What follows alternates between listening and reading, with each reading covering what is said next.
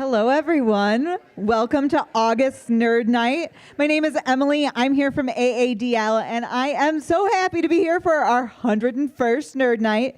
Tonight, I know, it's amazing.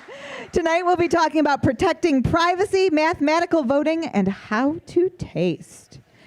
If you are playing Summer Game and you missed getting the code on your way in, get it now. It's Nerd Alert. If you say, what is this Summer Game? And yes, I'd still like to learn more about it. Great news, there's 10 more days left. Come see me at any of the breaks and I will happily nerd out about Summer Game and explain how it works. Also, if any of you came here tonight hoping to get Eli's code, he's not able to make it, but he said he was gonna be here, so found him. It may be a little bit of a lie because he's not really here, but if you put that you found him, you'll get those points.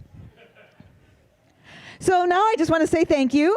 Again, Nerd Night is brought to you by the Ann Arbor District Library, which is amazing. We are the only Nerd Night that is brought to you by libraries, and how cool that we get to do it, but also that we get to do it here at Live so that you can get a drink and be out on the town, and it can last later than 8 p.m. So a huge thank you to Live for being our hosts.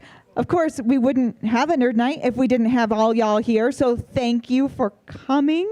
And finally, we also wouldn't have a Nerd Night if it weren't for our amazing speakers. Tonight we have Willow Dimmer, who's going to teach us how to never get hacked again, maybe.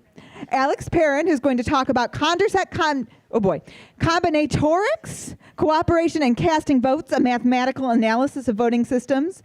And then we'll close with Oriol Burgos-Tsoffar for how to taste. But first, it's time for your Nerd Night Minute.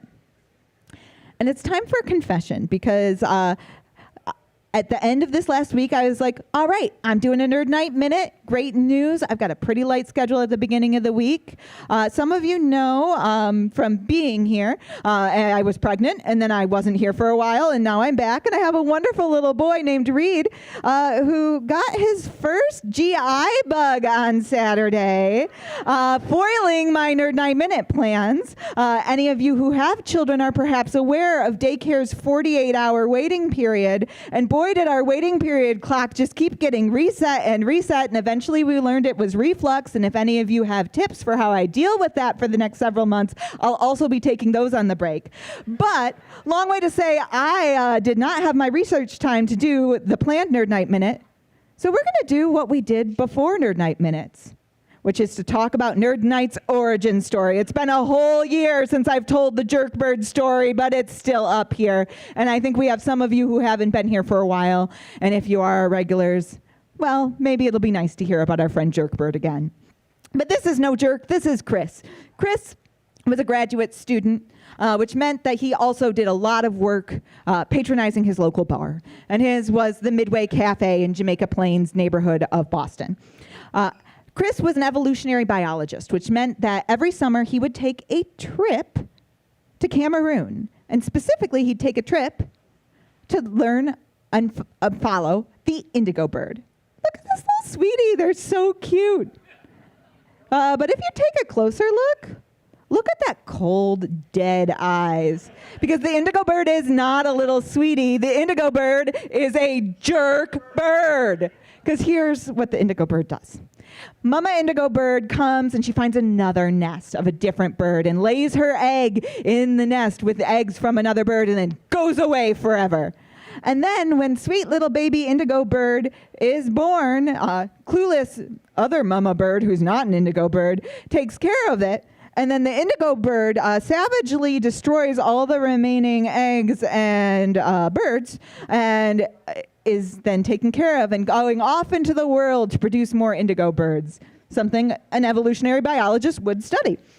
So Chris would do this, and then after his trip, he'd come back to his favorite bar. And he, like you do when you're on vacation, his friends, he'd be like, yeah, let's meet up in the bar and sit. And he would tell the story about this jerk bird to all of his buddies, and they'd laugh at all the appropriate times. But you know who stopped laughing real quick was the bar staff, because they got real tired about hearing about this jerk bird. And finally they said, Chris, enough. Invite everyone else you know here next week. We will cancel trivia night. We'll get you a microphone. You tell this story of the jerk bird for the last time ever.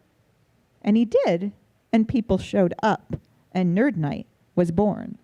And eventually took over the world, or at least various bars at various places. Tonight, there is a Nerd Nite in Asheville, and there's a Nerd Nite in Hong Kong. Next week, there are some in DC and San Francisco, but like I said, we are the only one that is sponsored by a library. So obviously, Ann Arbor's Nerd Nite is the best Nerd Nite. And one of the things that makes us the best Nerd Nite is our amazing first speaker, Willow Dimmer. Willow is a production technician at AADL and a real hero for stepping up to give this talk at the last minute when a different speaker had a conflict. They are a software developer and a collector of old cables that really should be thrown away, but they will be useful one day, they swear. They have an educational background in computer science, a love of all things Cory Doctorow, and spend much of their free time maintaining an ever-expanding personal server. Join me in welcoming Willow Dimmer.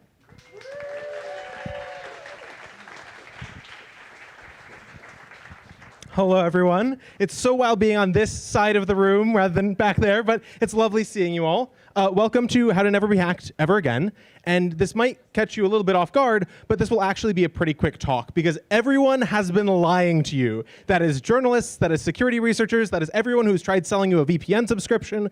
There are actually 3 steps we can take to get complete cybersecurity. Step 1 is to collect all of your internet-connected devices. Now, what you're looking to do here is you want to get a clean sweep of everything. You don't want to leave anything behind. You don't want to let anything be hacked while your other devices are secure. Then you want to go to a high ambient noise environment. So that's somewhere where there's enough noise in the background that microphones can't listen to you, because microphones can pick up on how you type in your password. There's some really creepy stuff there. In Michigan, I would recommend going to somewhere like a river, where that's remote, that's out of the way, people won't be watching you, and then throw everything in the river and live in the woods. Thank you all so much for coming. I really appreciate it. That's how to never get hacked ever again. Now, my intro might have revealed just a little bit that that may not be actually how I live my life. So welcome to How to Never Be Hacked Ever Again, maybe, the nuanced discussion. Really quickly up front, this talk contains links to resources and tools. There will be a slide at the end that contains all of it. Feel free to take pictures, scan QR codes throughout, but don't worry about missing anything. First off, there is no way to be 100% safe. That is just a fact of existing on the internet. And the best example of this that I have is the fact that Troy Hunt got hacked. So how many of you know what Have I Been Pwned is? Have I Been Pwned? Okay. Have I Been Pwned is a really awesome website. You can type in your email address and it'll scan common large data breaches to see if your email addresses showed up in that breach, so you can know to change your password. Troy Hunt is the creator of that website, and he got hacked. He's a well-known security researcher, and his email address his email list got hacked because he was traveling, he was running between 2 planes, he checked his email, and MailChimp told him, something is wrong, you need to deal with this right away. He was tired, he was stressed, he clicked the link, and next thing he knew, his email address, or his email list, was compromised. If Troy Hunt can get hacked, a professional security researcher, so can all of us. Also, cars sell your location. GM is the example in this article. The OnStar service is the brand name for all of GM's like location-oriented services in your car. That's things like navigation and calling emergency services. They were selling that data to data brokers, insurance companies, that sort of thing about your driving habits. Creepy as heck, but if you need to drive your car and you don't know they're doing this, you can't protect yourself against it. Also, companies leak your data. This example is AT&T, but this is happening all the time. We all know about it. We've all gotten that letter in the mail of, here's 1 year of free credit monitoring. But that doesn't actually solve the problem of the fact that your stuff got hacked. And especially with something like AT&T, we all need internet. We all need phone service. We can't prevent ourselves from engaging with these companies. This is generally considered a red team advantage. So this is a wonderful book by Cory Doctorow, Red Team Blues. And in computer science security research, there's the red team and there's the blue team. The blue team is all of us. It's all the people who are trying to keep things safe. It's the IT person at your job, all of those sort of people who are trying to protect us. The red team are the attackers. Those are the bad guys, and those are the good guys whose job it is to pretend to be hackers to try hacking in. And there's this concept of red team advantage. And this quote here, when you're on the blue team, you've got to be perfect, and the red team merely has to find a single mistake. If you mess up once, you click one email, you are hacked. That is all that you need to be hacked. But they only need that one thing, and you need to be perfect. Again, there is no way to be 100% safe, but we can choose what we prioritize, and we can make things safer. So, how are we going to be going about this? The key I think, and a bunch of security people think, is to ask yourself, what do you want to protect? And ask these questions to kind of determine what is worth your time and what isn't. So we have these 6 questions here. 1, what do you want to protect? 2, who do you want to protect it from? 3, how likely is it that you will need to protect it? 4, how bad are the consequences if you fail? 5, how much trouble are you willing to go through to protect it? And 6, who are your allies? This is called threat modeling. And this part of the talk is based on a guide by the Electronic Frontier Foundation. How many of you know who the Electronic Frontier Foundation is? Hey, okay, I am in my right crowd of nerds here. The Electronic Frontier Foundation is a really cool organization that has been fighting for your rights and privacy online since the beginning of online. They are the reason why you can send encrypted messages. So the other aspect that I want to share is ssd.eff.org. This is their surveillance self-defense guide. It gets into all of the same concepts, but also talks about things like specific tools and guides. Again, all of these links will also be at the end. But I'm talking about surveillance here, but the talk is about never getting hacked and privacy, and how do all these things relate? All of these apply to more than just surveillance. And the best example that I have of this, this applies to more than just surveillance. And we have some questions here. Does your bank account and your Neopets account need the same level of security? Some may say yes, some may say no. That's an individual question. Are you willing to take a DNA test to sign into your email?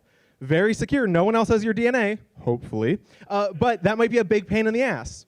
Are you trying to stop random ransomware, or are you trying to stop a targeted nation-state hacker? Very different things that you do in each situation, and it's important for you to consider that.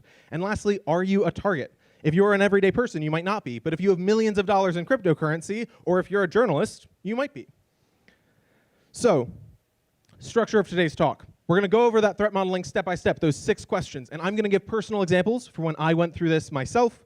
We're going to give a case study for a union organizer, an example of someone who is not the highest risk, but might have some want for more privacy and security. And then I've left, hopefully, time for questions. And I have this 3 tools I use every day, asterisks. If those come up in questions, I can share them. If not, they are just in those links that will be linked at the end. So, number 1, what do you want to Number 1, what do you want to protect? So, I've broken this down into roughly 3 categories here. We have essential accounts, private data, and data ownership. We'll talk more about this one. Essential accounts include things like your email, your finances, your healthcare, your cloud backups, and your business accounts. Those are pretty self-explanatory. Your private data can include things like your messages, your photos, your browsing history, your health data, your location data, your social media data, and your aggregated data. This is the creepiest on there, in my opinion. People like data brokers hoover up all of the data that you leave across the internet. They bundle it all in one place with things like public records of who you've married, when you've bought a house, when you've gone to court, and then they sell that to the highest bidder, including law enforcement. Really creepy. And then there's data ownership. That's things like who owns your photos, your email, your media, and your messages. And you might be asking, why is data ownership on here for something that's talking about privacy and security? And this is the thing that I keep jumping ahead to, but is actually now on this slide. I have an example for this, and it's a great example for talking about this, but it's also a really horrifying example. And that is when Google banned a father. So in essence, this was over COVID. This father has a son. That son had an IUD.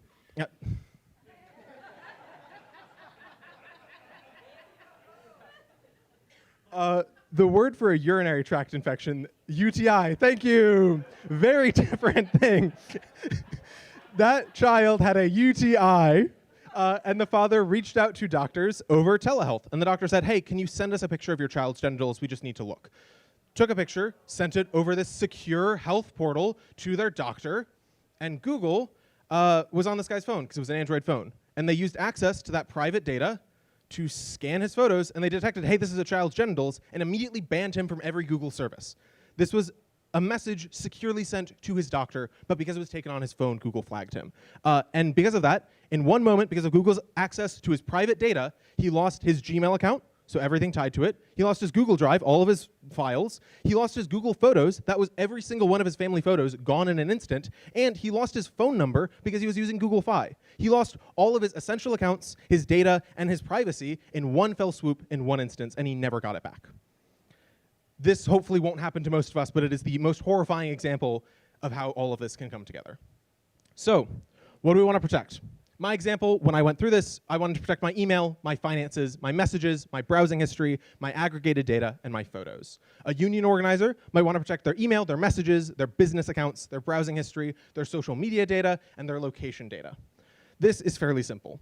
The next question, who do you want to protect it from? That gets a little bit more dicey depending on who you are and what you're looking to protect against.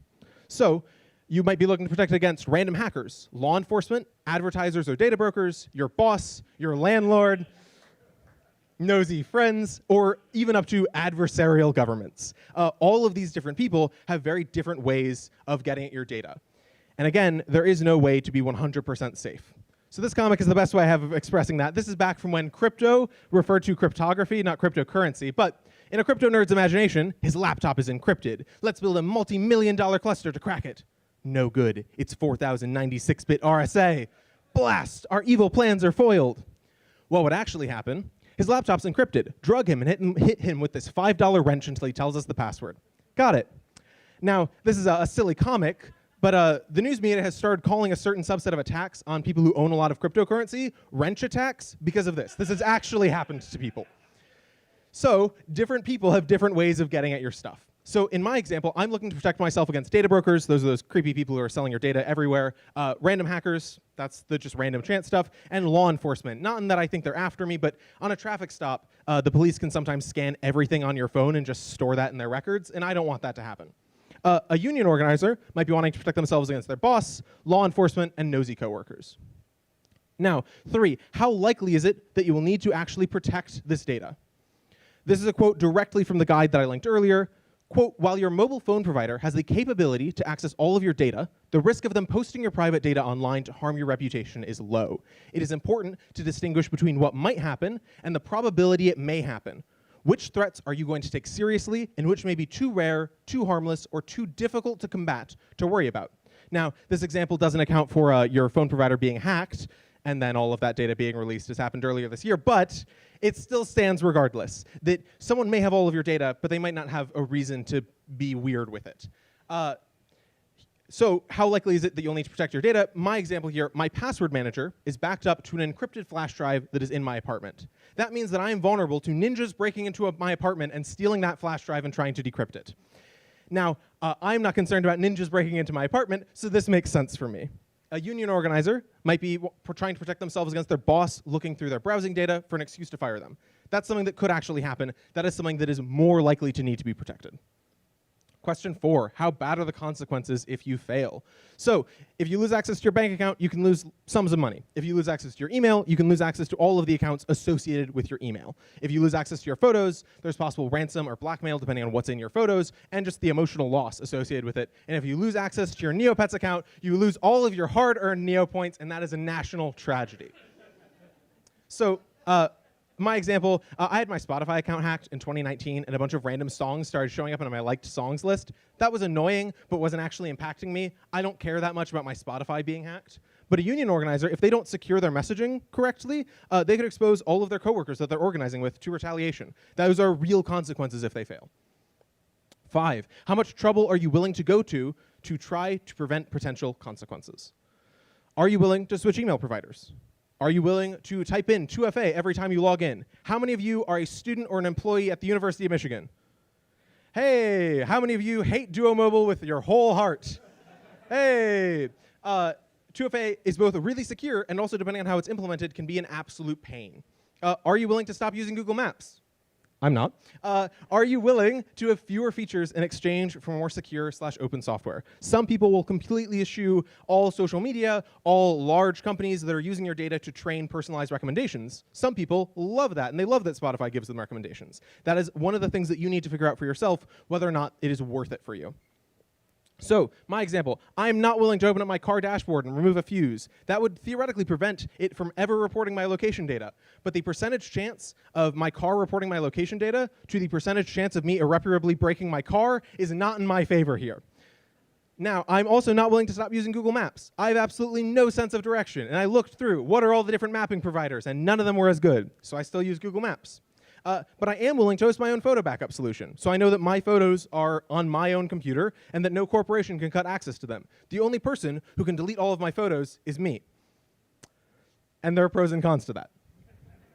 A union organizer might be willing to use encrypted messaging and a VPN, but they might not be willing to delete all of their social media accounts. And you might be asking, why would they need to delete all their social media accounts? Well, the people that you follow on social media create a tree of all of the people that you are friends with.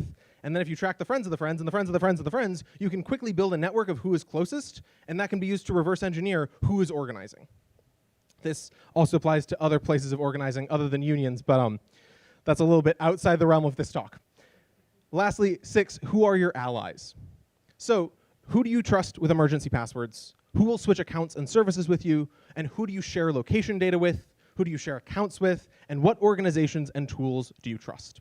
For me, my brother has emergency access to my password manager in case something happens to me. Yes, that means that within a time delay, he could get access to all of my shit, and I trust him with that. I knew which friends would switch with me to Signal to message me and which would stay behind on unencrypted, unsecure messaging platforms. No, I'm not at all salty. But those were my allies in that situation. A union organizer might be sharing an email account with their co-organizers, and that opens them up to risk, but also it could be really worth it because those are their allies. And they also might be asking another organization for OPSEC support or support of any kind, like the Electronic Frontier Foundation. There are no universal answers to getting security, but these are good starting questions that if you work through them, you can figure out what matters to you, and that is the first step to doing something about it. Thank you all so much for listening. It's really wonderful to be here to get to give this talk. This is the link with all of the slides for all of you who want the links, the slides, all of that information. This also contains all the tools that I use. And now, I want to turn it over to y'all for questions. We have 6 minutes.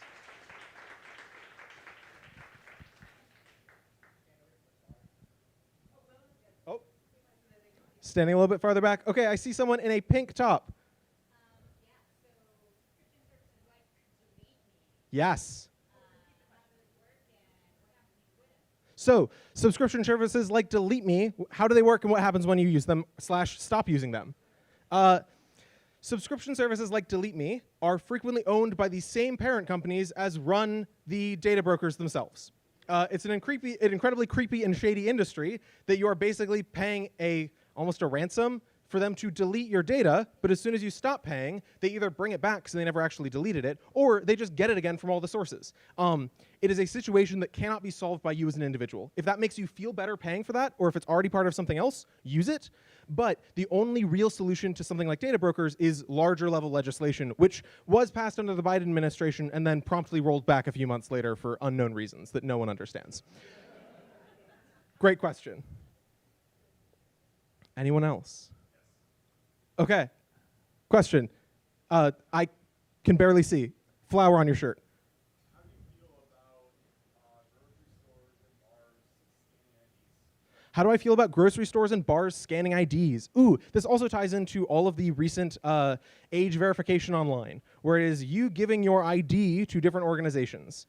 If you're a grocery store or a bar, in my opinion, there is at least some reason why you would need to scan that. You're getting a physical good that is illegal based on how old you are. Now, I would prefer if they just looked and verified, but them scanning that, the consequences that I see are fairly low. Alcohol is a common enough thing that you being leaked as buying alcohol isn't something that is in my threat model. In online spaces, you needing to give your ID to these places means that they are more likely... I'm going to go back and revise what I said earlier in a sec.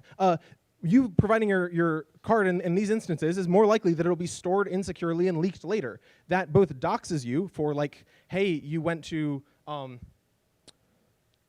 let's say, some very specific niche interest websites that could have a larger potential of having poor implications of you having your ID associated, and also can be used to take away access to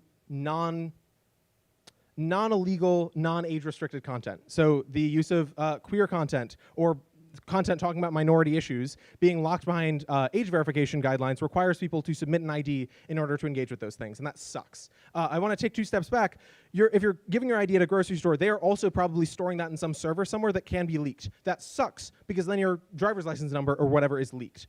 That sucks no matter what. But there's also the privacy security issue of being exposed which niche internet content websites you attend.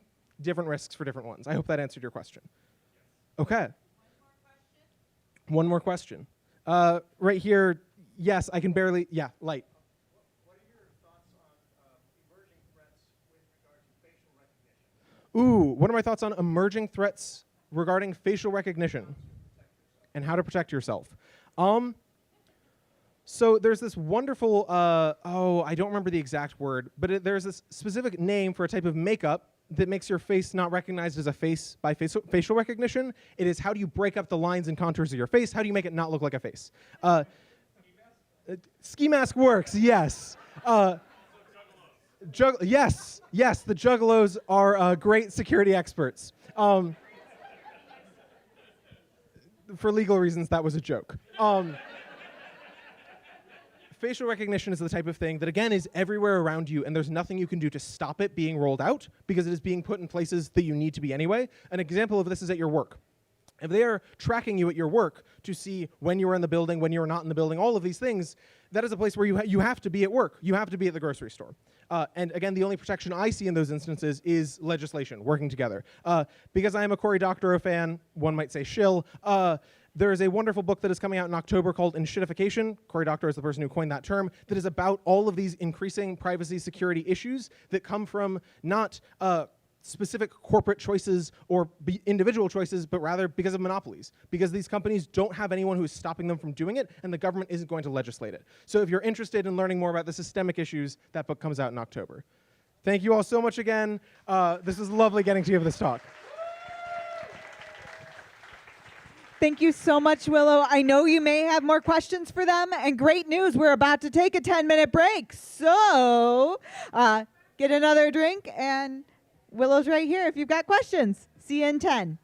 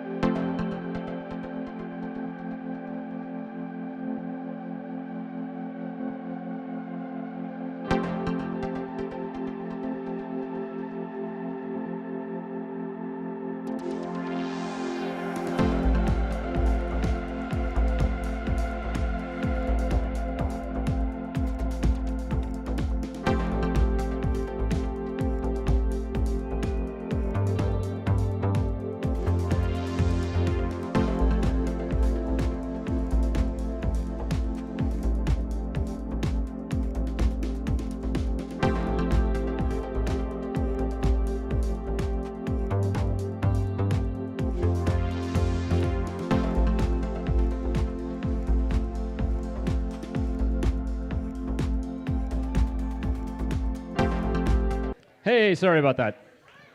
Hopefully you've had time to refresh your drinks. Thank you to the fine folks at Live for making sure that we are well lubricated and our thirst is quenched. So, next up, if you are an observer of politics in America right now, wow, what a time to be alive. Or something. It was the best of times. It's kind of just the worst of times. Helping us to make sense of that is our next speaker, Alex Perrin, who is a retired computer consultant, business owner, volleyball coach, high school math teacher. He is also a father and husband, not a former father and husband. Details are important. But since we're thinking about language, I will also point out what an awesome title for a presentation for those of you who are not just math nerds, but are also language people. Notice the alliteration in that title. Well done.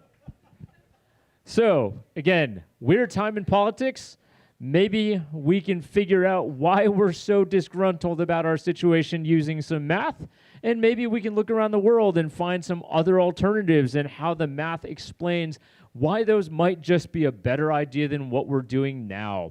So, give a great Nerd Nite welcome to Alex Perrin.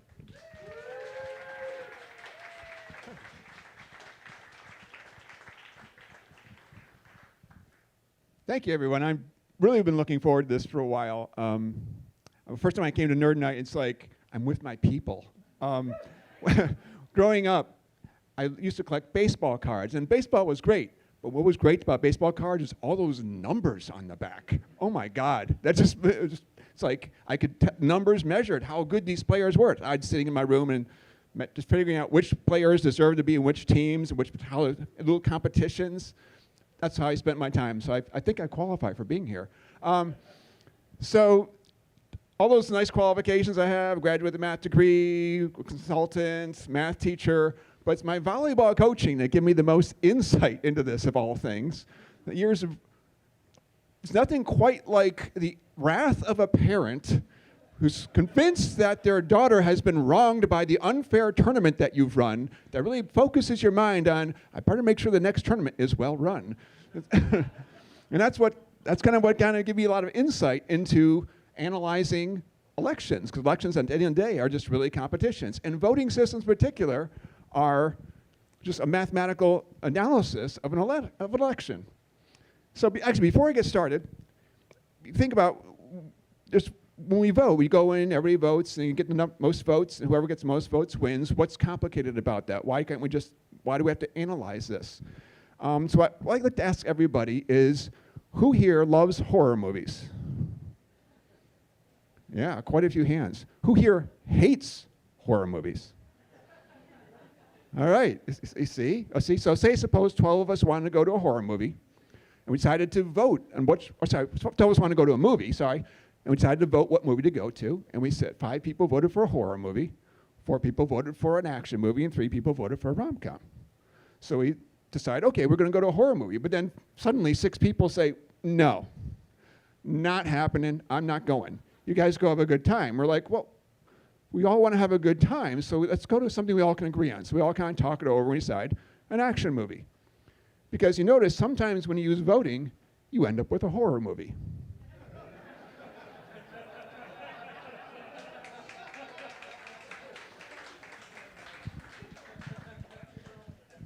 So anyway, I got to limit my scope of this conversation a little bit because I only have 15 minutes. So this is the overall electoral system. There's a lot of things that go into electing our people. And I'm going to really limit it to just voting systems. You've heard a lot of things about like gerrymandering and proportional representation and other things like that. Those are all separate issues, and we don't have time to spend hours to talk about each one. In particular, we're going to focus on single-seat elections, and there's 5 basic voting systems I want to take a look at. And in particular, well, that's good enough. Let's move forward. So how are we going to analyze voting systems? At the end of the day, it really comes down to what kind of government do you want to have? And UN basically says there's really 9 aspects of good government. And I can break this down into four basically measurable objective measurements of voting systems that contribute to good governance. So there's reliability. Is the voting system something that's been used somewhere? Do we have good data? Do we know that it's going to do what we say it's going to do? Is it some mad scheme by somebody that's in their head, or is it something that we've actually used and been used and used well? Is it also something that's accessible to all voters? In other words, is it so complicated you need a rocket science degree to be able to vote in the system, or can you simply just show up and vote like most people do? Second, does it encourage majority decision making? Again, that leads to good governance. You can see inclusiveness, consensus, participation, accountability, responsiveness are all functions of majority decision making. Does it encourage cooperation? This is actually kind of a key element, because it's not that everybody's going to get along and sing kumbaya together when they get to legislature. The point is, can they actually work together? Or have they defined themselves in ways that they can't possibly work together or agree on anything? So if you have a voting system that helps encourage cooperation and collaboration, you're going to have better effectiveness of the government, you're going to have better vision, you don't keep changing the vision every other year, and it includes inclusiveness, consensus, and participation. And finally, you want it to be a fair system. Like I said, you don't want the wrath of the parents to come upon you. So you want to have a fair system, basically a system that doesn't allow someone to subvert the will of the people when majority decision making.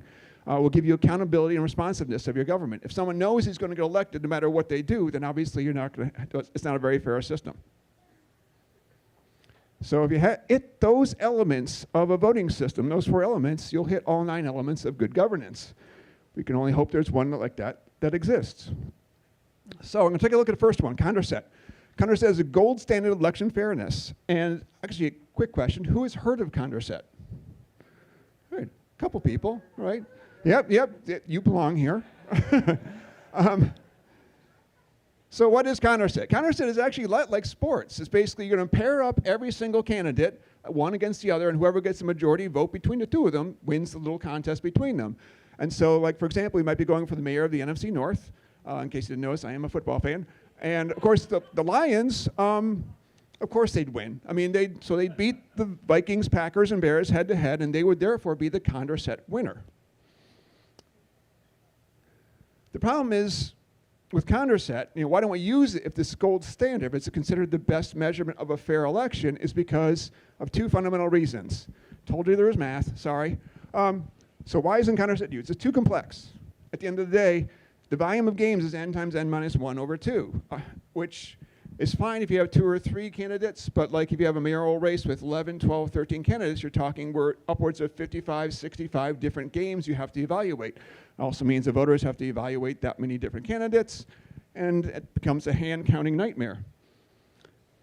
The second thing is what's called the Condorcet paradox, which sounds kind of scary, but actually all it really means is rock, paper, scissors. So the idea is, like, for example, the Lions might beat the Vikings might beat the Packers, and the Packers might beat the Lions, like rock, paper, scissors. So you don't have a true Condorcet winner in that case.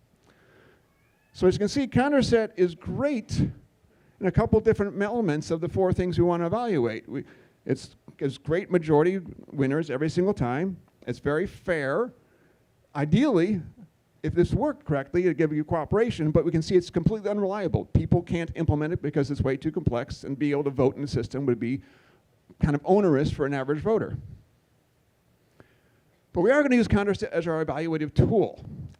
And I mean, Arrow, he belongs here, doesn't he? I love that picture. Arrow's impossibility theorem says it's impossible to create a voting method that can satisfy all fairness criteria that always produces, for example, a Condorcet winner.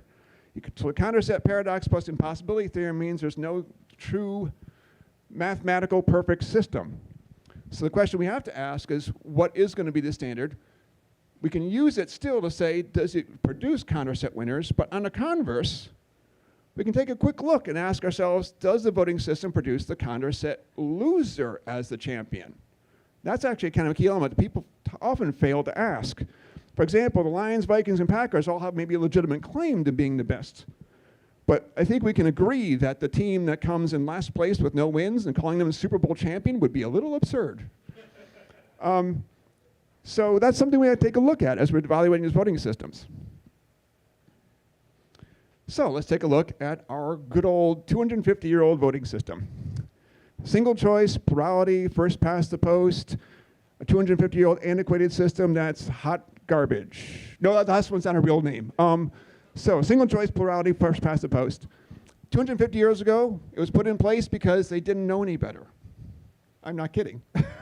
These other systems really didn't exist, and it pretty clearly didn't put a lot of thought into it because the very first presidential election actually had to be completely rigged to make sure that George Washington won.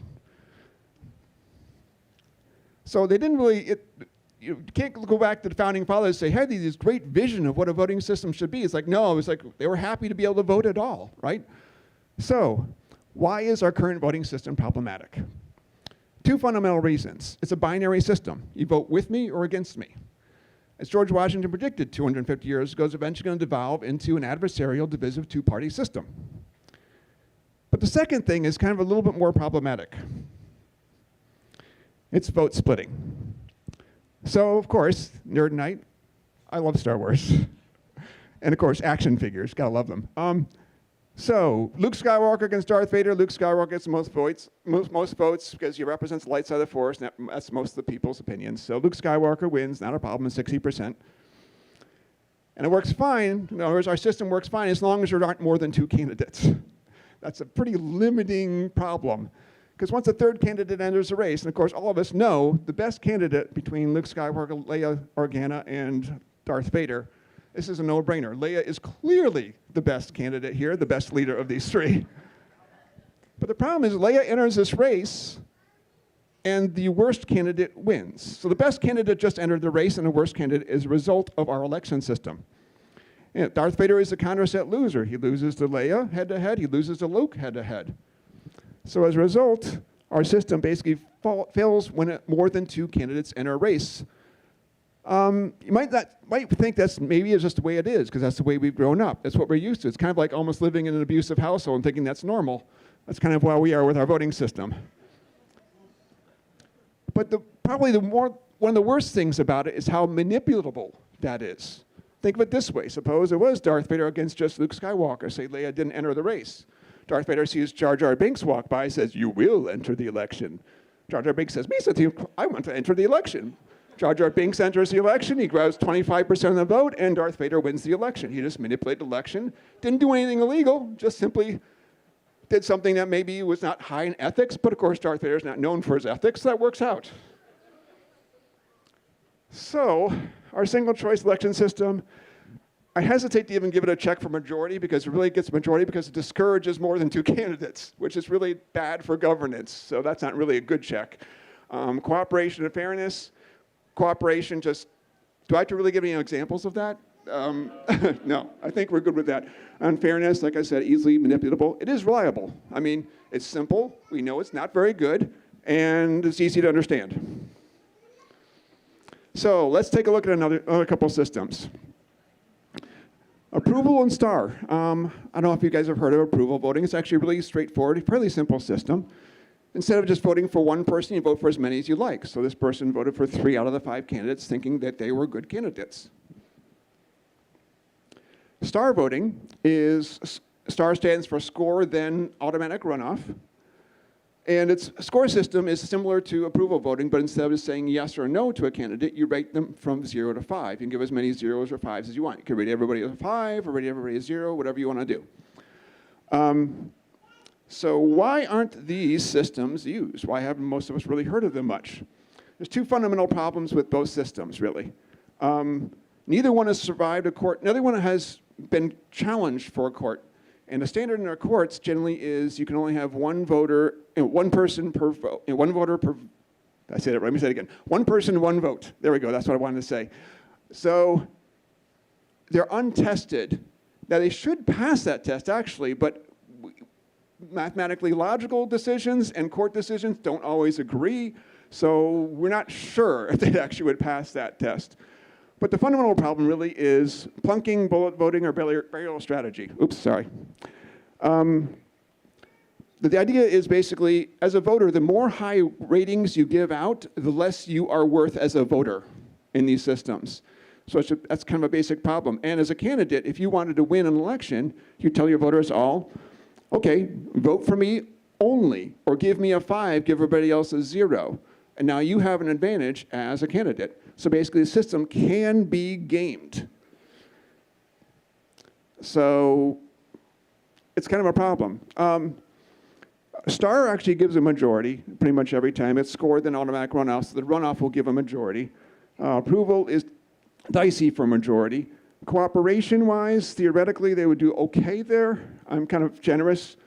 But they've never really, it's only like 1 or 2 places have ever implemented either one of them. Star's never been implemented. Approval's been implemented in a couple different places. So reliability-wise, again, not even sure to survive a court challenge. And fairness-wise, not so much. So I'm down to one last voting system. So fingers crossed here on this one. Does anyone who understands ranked choice voting to some degree? Good, excellent. I mean, okay, good. Also, quick explanation, don't want to go in detail. So ranked choice voting, this is a ranked choice voting ballot. And of course, this would be close to what I would want to do. Lions, number 1. Vikings, number 2. And I guess I had a really hard choice between the Packers and the Bears. It was dicey. I kind of almost voted both of them, not voted either one of them at all. But I figured I'll use all my rankings here. Great. So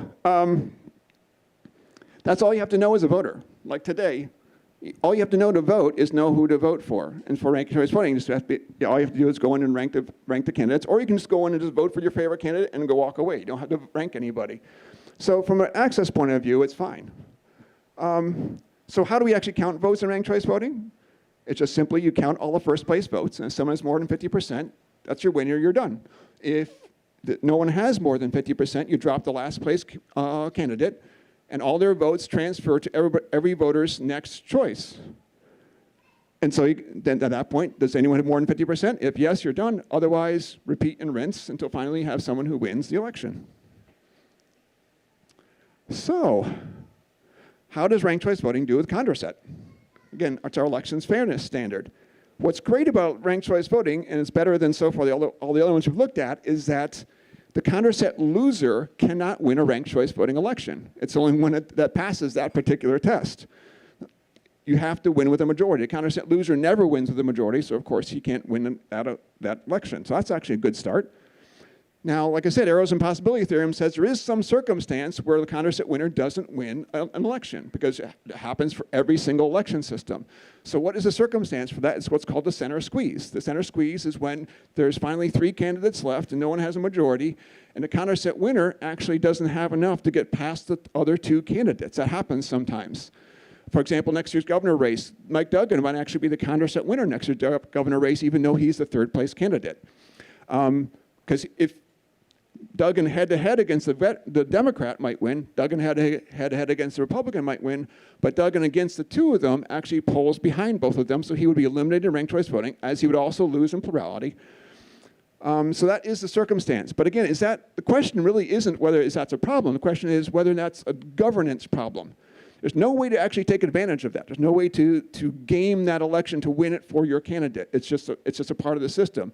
And the nice thing about it is it's still a majority making a decision against another candidate. In other words, he didn't have enough votes to get past the other 2 candidates, enough first place votes. So from a governance perspective, it's not bad. So I know it seems kind of absurd to look at all these other flawed systems and look at ranked choice voting and see 4 stars across the board, but it really is that straightforward mathematically. It yields a majority every single time. It encourages cooperation. We see evidence over and over again of people cooperating as they're campaigning, of collaboration in different states that use it, and collaboration in candidates and legislatures that use it in, say, Australia and Ireland, which use it. Its reliability, it's been used for over 100 years in Australia and Ireland. It's been used for over 20 years in cities in America. 14 million people in America use it, in 60 different cities. It's reliable. And it's fair. There's no way to game the system. So, do we have any questions?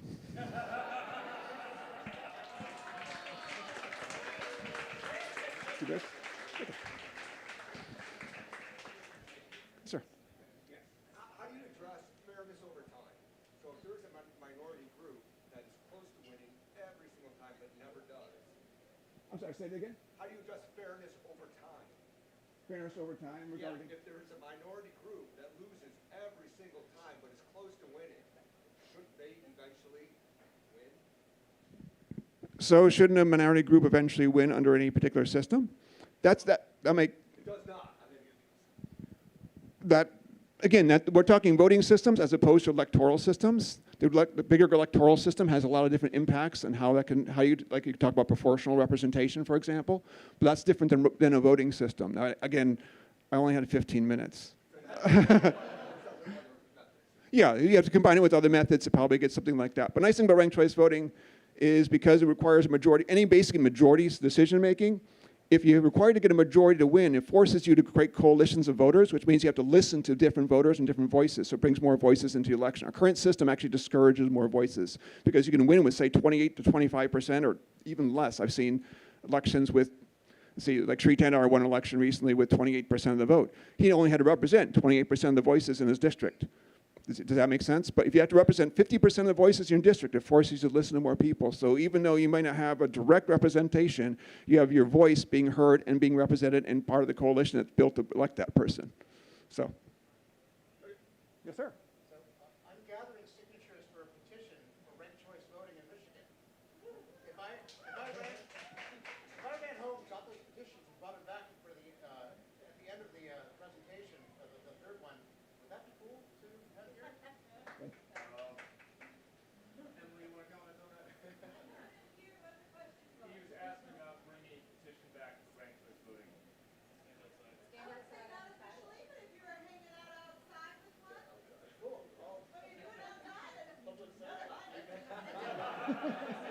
may or may not be outside after the third presentation.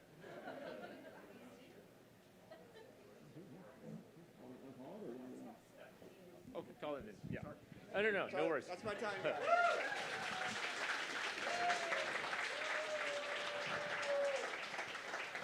All right, so before our third speaker, we are going to take a break. We'll be back here at 10 after, so a little bit shorter break. Alex has graciously offered to answer. I know there's a lot of people who are interested in ranked choice voting. He is up here on the stage right front if you have further questions and want to discuss that with him. Otherwise, go see our fabulous bartender, Chelsea. Get yourself a drink fill up and come back here at 10 after.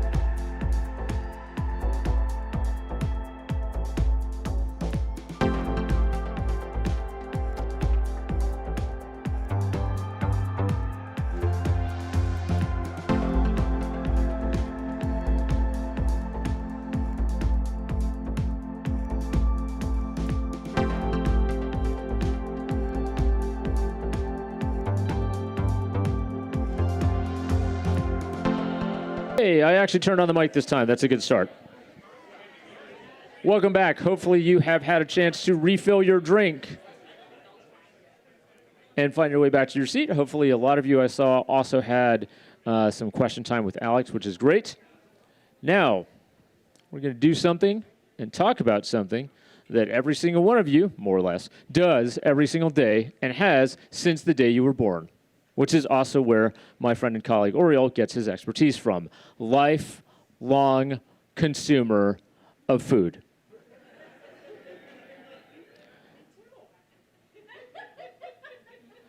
Raise your hand if you are also a lifelong consumer of food. Woo! We all have something in common. Isn't that great? So, I don't know. This is your talk. So, without further ado, my friend and colleague from the Ann Arbor District Library, a wine seller, a self-identified food a-hole. Sorry, we've got kids here. We got to keep this PG. Oh, perfect. Anyways, swear away. Without further ado, Oriol.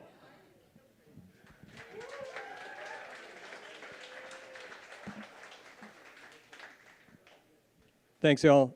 Is this loud enough? If I'm too quiet, shout. If I'm too loud, flail.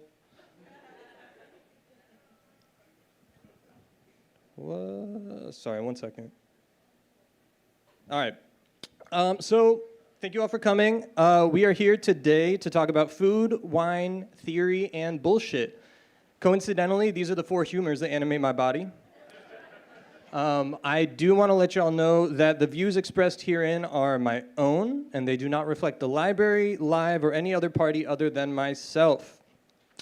Content warning, we've got a little bit of transphobia in here, a little bit of racism, not that I will be perpetuating, hopefully, and a few choice cuss words. So with that said, let's get to it. What did I do? Oh gosh, I have no idea. Great, cool. Thank you, Willow.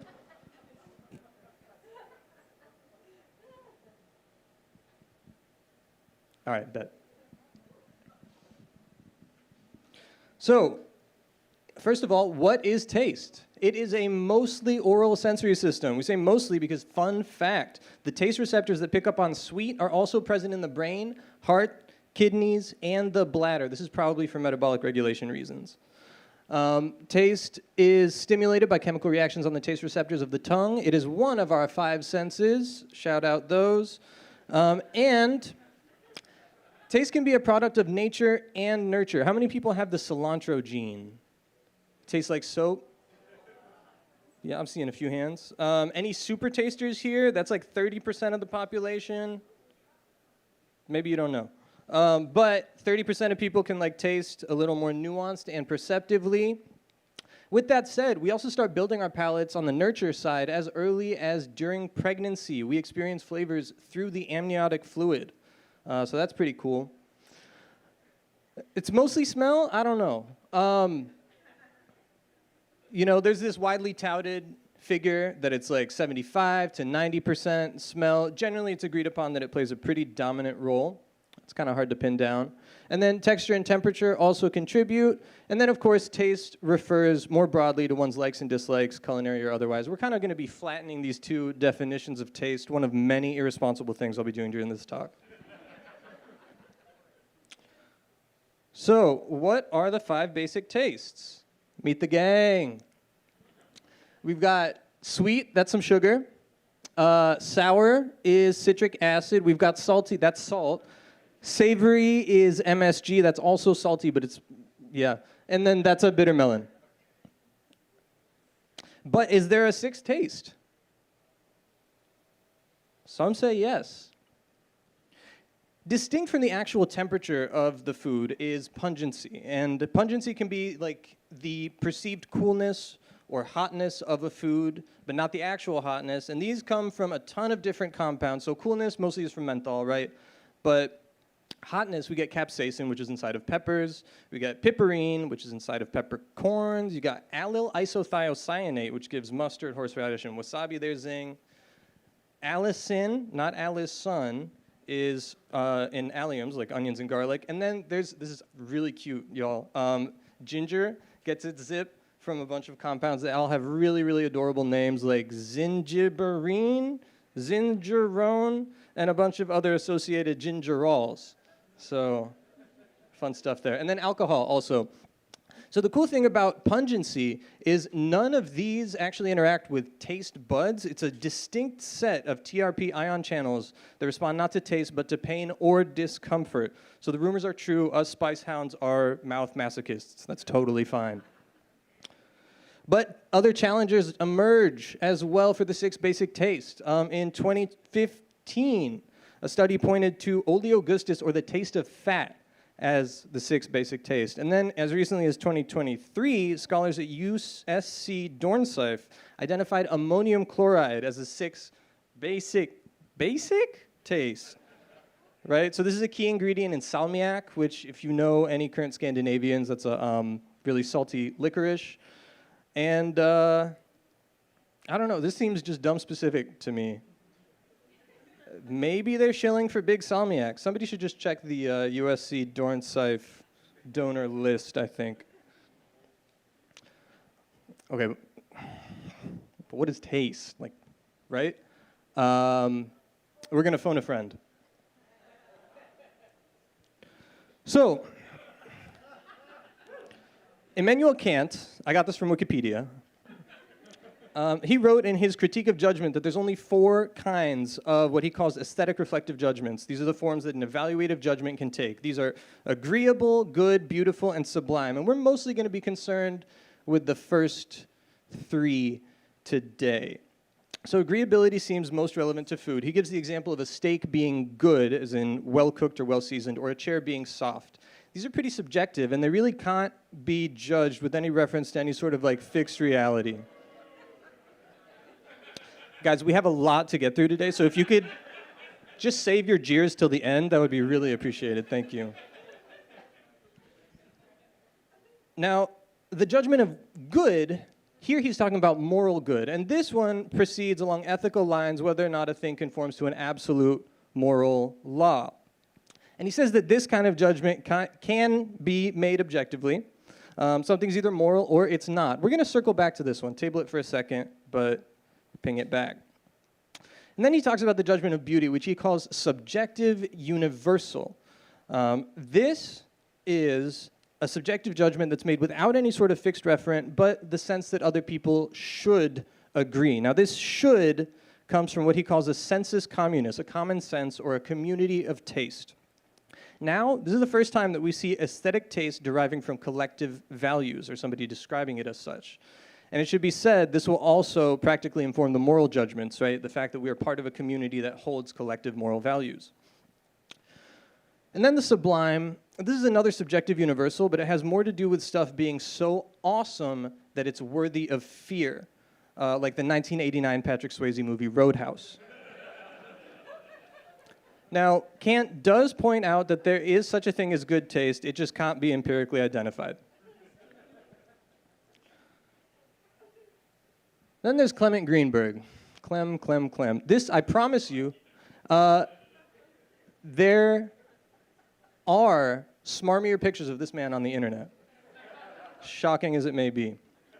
Now, in his 1939 essay, Avant-Garde and Kitsch, Clem identifies 2 competing cultural currents, the avant-garde, the vanguard, which pushes culture forward, and kitsch. And he defines the avant-garde as any work that takes as the subject matter its means of its own production. So the examples that he gives are abstract painting, which reduces painting to its component parts, sort of like breaks it down, right? Lines, colors, shapes, the interaction between them. He also talks about writers like James Joyce, where the form of what they're saying almost like supplants or even swallows the content. So it's kind of heady stuff, right? And then he talks about kitsch, which he describes as vulgar or sentimental forms of popular media. We're talking about pulp novels, magazine covers, commercial art. Now, Clem's pretty harsh on kitsch. He derides it as a simulacrum of genuine culture. And he's even so bold as to describe the avant-garde in terms of its illegibility to the popular masses, its exclusion from that common sense that Kant told us about. Whereas kitsch is marked precisely by its easy legibility. He accuses kitsch of erasing the distinction between good and bad taste, allowing people to purport to cultural literacy without doing the legwork, sort of like a low-hanging fruit situation. And then he draws these battle lines along the class divide as well. But that said, he does make some valid points relevant to our current moment and sort of cultural backside that we're seeing, with like trad culture and comfort viewing and all these other trends. So, not totally useless. And then we got Susan Sontag. This essay bangs. It's so good. Just like gem after gem, gold nugget after gold nugget. So she discusses taste even further. She notes that taste has no system and no proofs, but a logic, a common sensibility. And then she goes on to describe one such sensibility, which is camp. And she notes that this is marked not by beauty, but by artifice. Camp is a discoverable quality that rejects the good-bad access of judgment, seeking to supplement it with a new, more complex relation to the serious. She notes that it's not irony or satire, which are, kind of ugly, but a kind of love, a love for human nature. So we see the classic postmodern breakdown, or the supplementation of meaning in the good-bad axiom, but then also there's this giddy embrace of this sort of like breathless tenderness and this sense of ludic discovery that's, I think, really awesome. The good-bad foundations are crumbling, the monuments are toppling, and Clement sees this as something to lament, but Susie's all about it. But what do we do to situate our taste in this sort of like miasma of meaning and non-meaning? How do we improve our taste? Nah, jokes. Get it right? How to taste good? Haha. Smoking, though, it does dull your taste buds, so yeah, let's all cut that out. And then vaping, too. Now, listen, y'all, one secret here is that when I say improve your taste, I'm really meaning broaden, okay? In my definition of good taste is just broad taste, not indiscriminate, but I think that there are things worth appreciating about most things out there, I guess. I think liking more things equals feeling better and reaping more enjoyment out of life. So with that said, here's some tips to facilitate. First, we're going to turn to the 5 senses wine tasting. And this is kind of a bastardization of that, maybe a little bit. But basically, you want your senses to come alive. We want to use all 5 of these ideally. The sound of the wine as it pours gives you hints to its viscosity, which is a factor of alcohol, body, sugar, tannins, and more. You can observe the wine in the glass, and that can give you hints to its age, composition, and alcohol content. Smell the bouquet. Get excited for the hopefully delicious encounter with the unknown. In wine, we call this nosing. I think about a dog every time. And then taste it, baby. That's what it's all about. Feel it in your mouth. Introduce some oxygen in there, in the mouth, in the glass. Aerating is really fun. It's like you get to blow bubbles in your drink, but it's acceptable as an adult. And then you taste it anew. And this is all great for wine, but it's a little much to juggle when we're talking about food. So I think with Sontag's help, we can simplify this even further for versatility. Just play with your food, y'all. Get to know it on your own terms. When will you get a better view of the cross-section of a bell pepper? Can you truly understand spaghetti bolognese until you've sat a mile in his hat? I don't think so. There's really no dumb questions here, What's the ingredient's texture like? How does it interact with that sauce over there? Does it squeak, or does it bend or snap under pressure? What's its load-bearing capacity? Ignite your sense of play.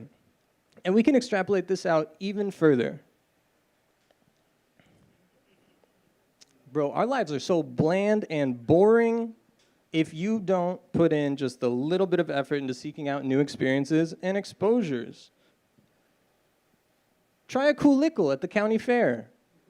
Go rent that weird art house movie everybody's debating. Ask the waiter about the weird menu item. Dance bachata. You don't even know what you're missing until you try. Let curiosity be your guide. And, this is great, if you don't like something, hell yeah. You just entered the growth zone, baby. Stop and ask yourself why. What specifically about it do you dislike? Could you fix anything with adjustments? Could you make it better? Is it unpleasant or just unexpected? You really can make yourself like stuff with just a little bit of intention.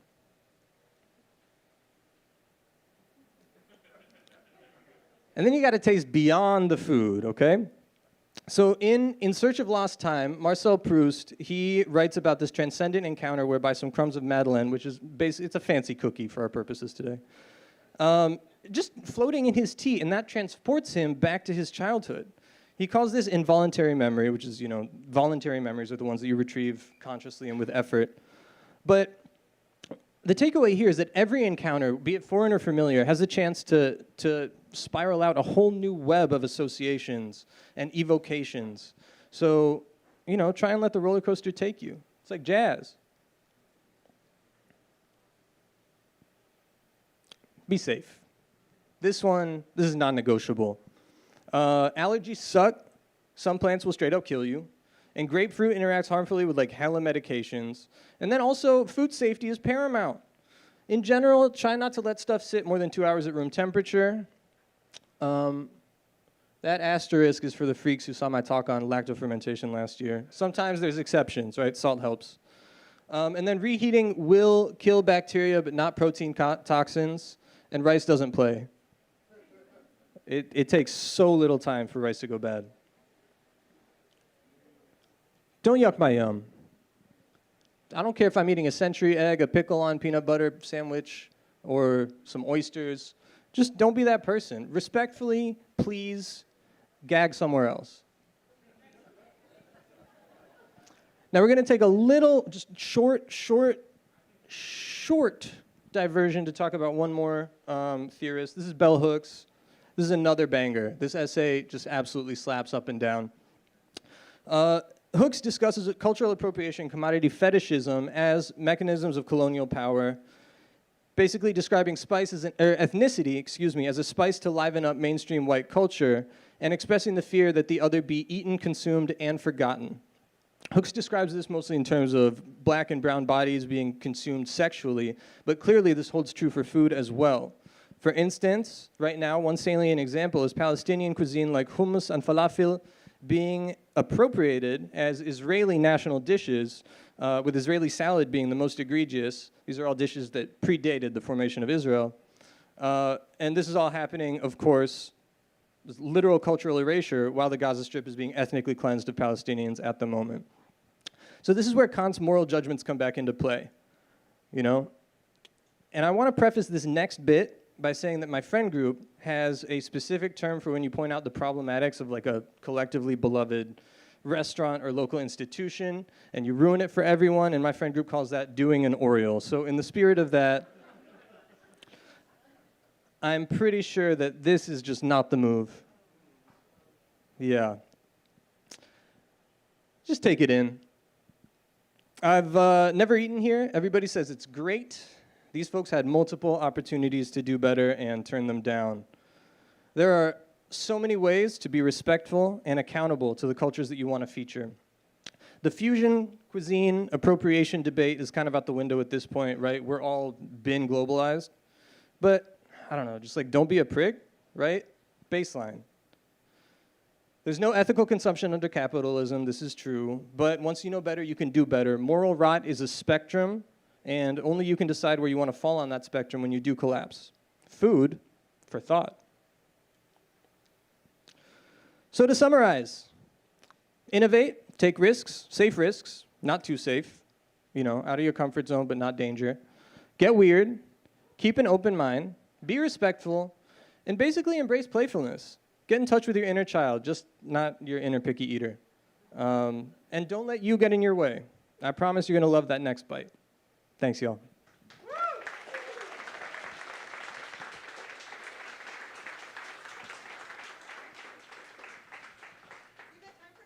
Oh, we do? Great. Cool. Any questions? Yes. Was that not a question? Okay. Daryl. Oh my God. Last best thing that I ate was probably corn cheese with Jimmy Nardello peppers, mint, lime, and basil. Simple. Follow-up. What's the weirdest thing? Weirdest thing lately or just period?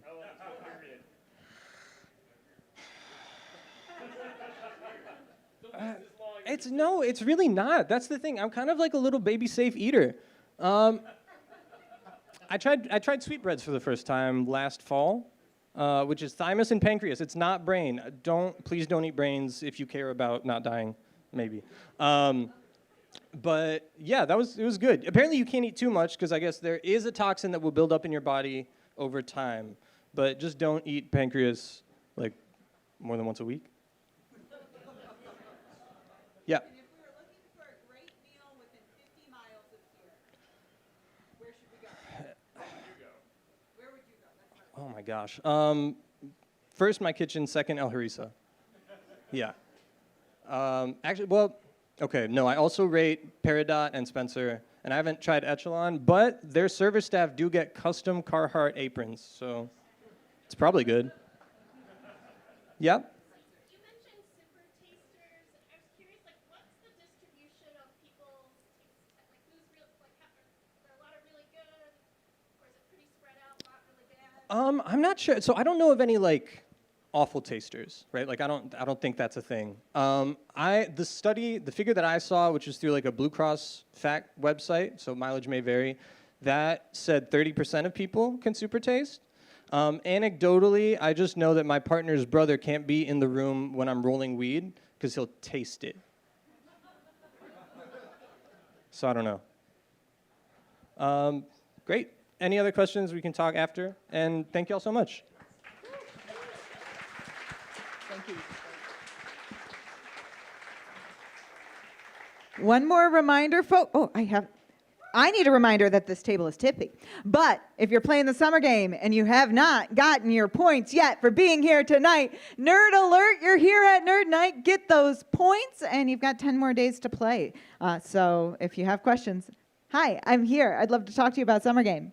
But also, I'd love to see you here next month. Thursday, September 11. What place would you rather be than here at Live for another Nerd Nite? And if at the back of your head you were here tonight and you said, wow, those were 3 great talks. I also have a thing that I'm really into, and maybe I could give a really great talk. I encourage you to consider that. If you go to our website, which you can find just by Googling Nerd Nite Ann Arbor, there's a little form you can fill out, or you can ask me any questions. You can ask Steve.